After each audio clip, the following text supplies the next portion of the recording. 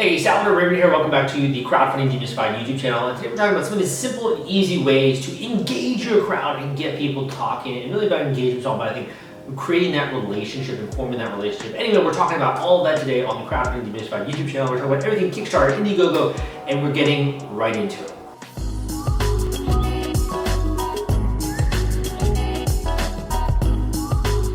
Okay, so what are some of the ways to engage your crowd? And again, my name is Salvador, and I go through a lot of things on this channel. You can also call me Sal. Talk about Kickstarter, Indiegogo, and ways to kind of get people excited about what you're doing online. Build that tribe so that they can help build your work, and they can also make sure that you can do what you want to do full-time as your full-time passion, right? So when it comes to this, engagement is always very, very difficult. And it's always, I think, so hard because you're trying to reach people that aren't in the same location as you. And think about how difficult that can be. But there are kind of little tricks and ways in which you can bridge that gap. And that's really what I want to talk about today, as well as some of those action items. We're going through 7 easy ways in which you can engage your crowd. Number 1 is to share the process. My friend, life is all about the process. It's not about the end results, so that's amazing. It's not about those mountains that you're going to stand on top of and look across all the beautiful scenery down below. It's about the hike, it's about the climb, it's about the process, and people know that. And that's one of the easiest ways to begin to engage your crowd, is to show them and to make them part of that process. Now, if you're like an established corporation, are there any examples of doing that? Well, I think a good one would be Apple, right? Talking about the process of actually making like a laptop, an AirPod, or something like that. Going through really the whole entire process, whether it's like a Chromebook, right? Going through the entire process of making that actual product is so freaking underrated. So you can actually go through this process with your own product and share step by step the different iterations that you're going through when the actual product has boots on the ground and now you have it and you've received it. Be like, this is incredible, the product's amazing, you guys are going to love this, right, when we come out with it. Share parts of the process. The more you can shine a light on the process, the more that people feel involved. They feel like they're part of this launch, that it's more than just they're buying a product. It's like they're really becoming a backer for this creator that's out there online. So share process in terms of photos, in terms of videos, in terms of sharing news and announcements. Involve people in the process. Number 2 is to ask questions. I know it sounds very basic, but we forget about this so much. You should really ask questions of people when it comes to your backer community. Now, this could be on your different social media outlets and channels. It could be via your email list. It could be even in person, but you want to ask questions in order to understand how people will use this product. You can also ask them things that are relevant for that time of the week. If there's a certain time when they're going to use that product. So what are you planning to do this weekend? What kind of cool hike are you going on next week? Are you going to use these new hiking shoes, right? Or what do you think about this or that? Ask them questions, get them thinking about the activity that your product fits into. So if you like a hiking product, get them thinking about the activity. Ask them questions what they enjoy doing. The more that you can have a two-way dialogue, the more that you begin to build that relationship, and the more likely they are to listen to your further communications, things like announcements, products that you're coming out with, things related to your upcoming Kickstarter or Indiegogo campaign. Ask questions. That is how you prompt engagement.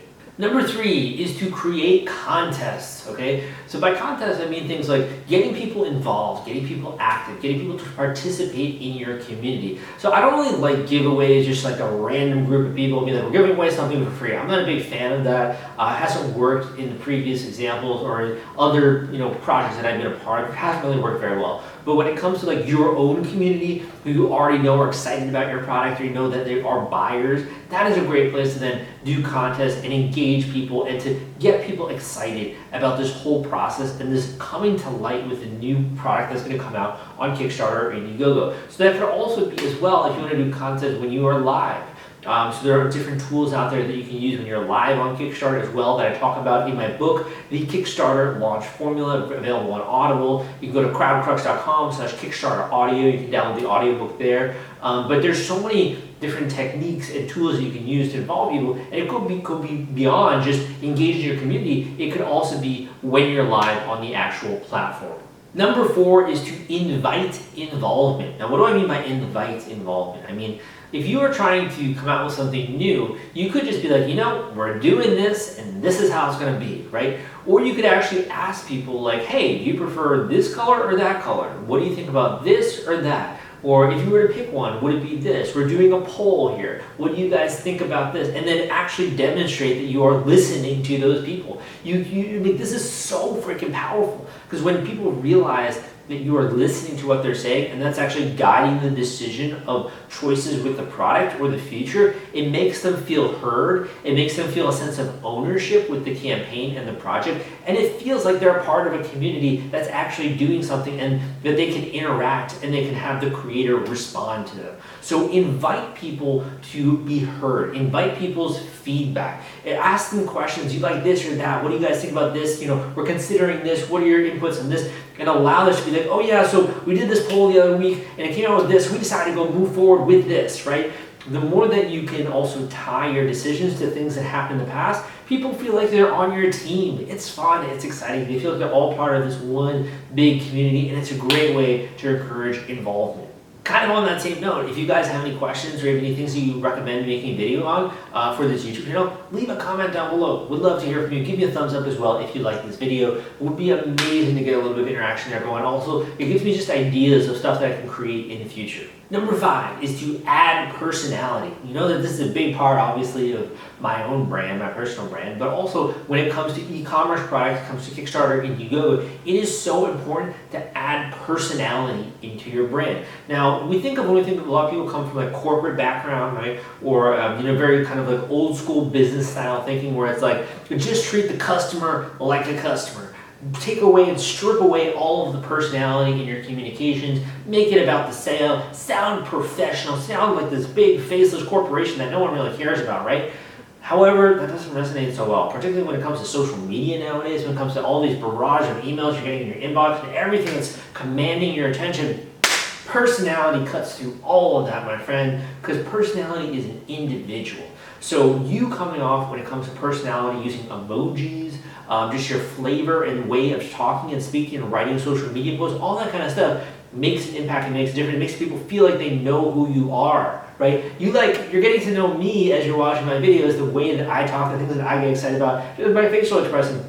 You run into me, let's just say you're in Miami, you run into me in the United States somewhere, or if I'm traveling, and you're like, hey Sal, how's it going, man, right? Like, you get to know me even though we don't know each other yet, or you haven't yet maybe booked a coaching call with me. You have a lot of actually videos and viewers who love to book coaching calls with me, and we get to know each other and also help them with their business. So you should definitely do that at some point in time. But that being said, for you and for your business and for your e-commerce product, add personality into the mix, because it can make people feel an emotion towards you and your brand, and you're not just going to be another person coming with a product, you're going to be a creator that they like and they know and they want to help support. And that's one of the reasons we've done so many studies on my forum, kickstarterforum.org, where people will ask them questions and be like, why do you like supporting Kickstarter campaigns? Number 1, obviously, is that they like the product. Number 2 is they actually want to help out that person, that individual, want to feel that sense of community. So make sure you do that. Number 6 is to tell stories. Stories are your friend, okay? Stories are an incredible way to not only pepper in little bits of attributes related to your brand,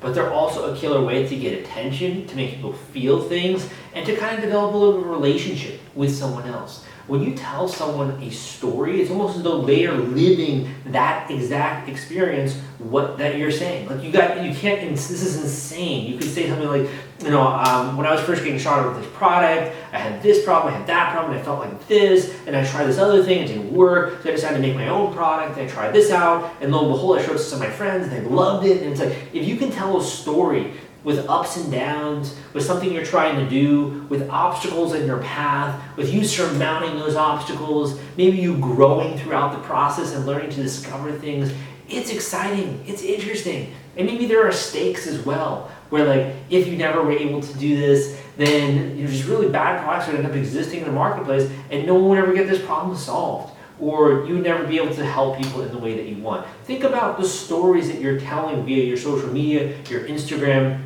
via the content that you're putting out, emails you're writing, etc., your campaign page. If you can tell stories, and it could just be even micro stories, you're going to command attention, you're going to get people to feel something, and they're also going to feel a certain way towards you and your brand. Number 7 is one of the most underrated things that is out there, and I think that this is so important, and I'm saying the best for last, right? So number 7 is allow people to feel like they're making an impact, okay? And I kind of got this actually from one of the books that I've written on nonprofit crowdfunding and nonprofit fundraising hacks. So I don't know if you know, but I do a lot of different stuff online, right? And I've written a bunch of different books, and one of them is on nonprofit fundraising and nonprofit crowdfunding. And I basically studied what causes someone to donate to a campaign, and also I applied these same techniques when it comes to Kickstarter, Indiegogo, as well as understanding when it comes to buying things online. So I went through and I looked through lots of different psychological studies, and I did a lot of my own work and really tried to understand this. And what I kind of boiled all this complex stuff down to is that you as a marketer are trying to allow people to feel emotions that they naturally want to feel. So every person has what you consider like the Maslow's hierarchy of needs, right? Which is they need to feel safe, they need food, they need community, they need to feel a sense of belonging, they need to feel a sense of esteem, recognition. They also want to feel like they're making an impact.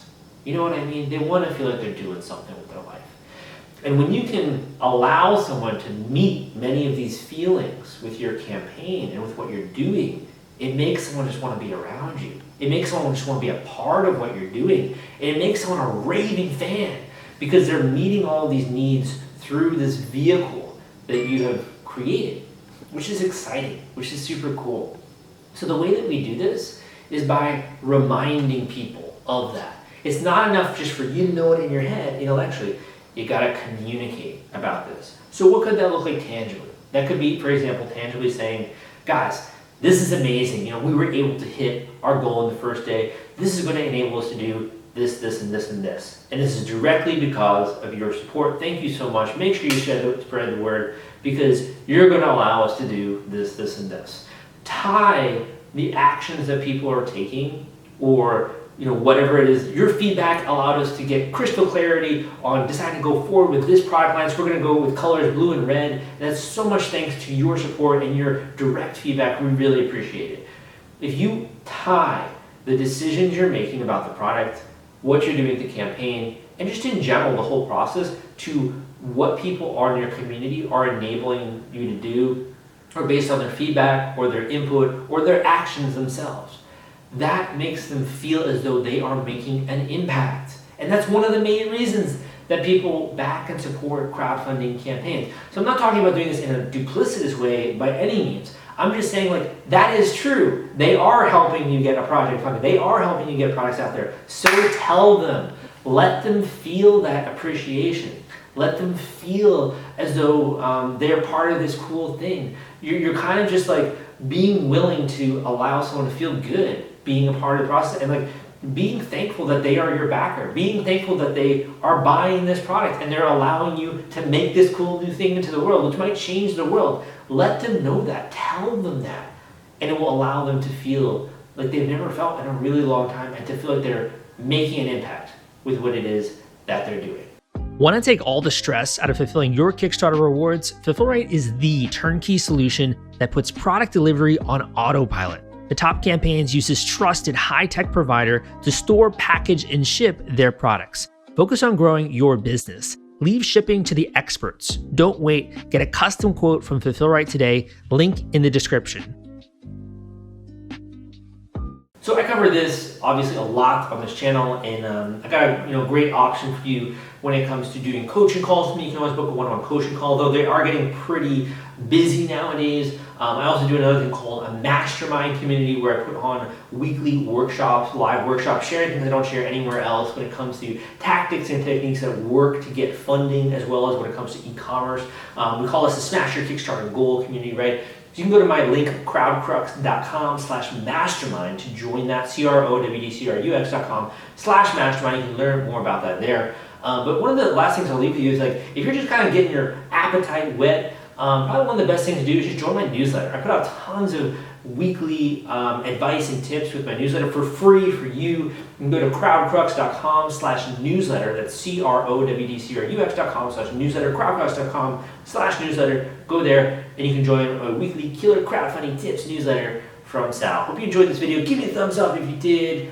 Leave a comment down below, man, and I'll see you next time.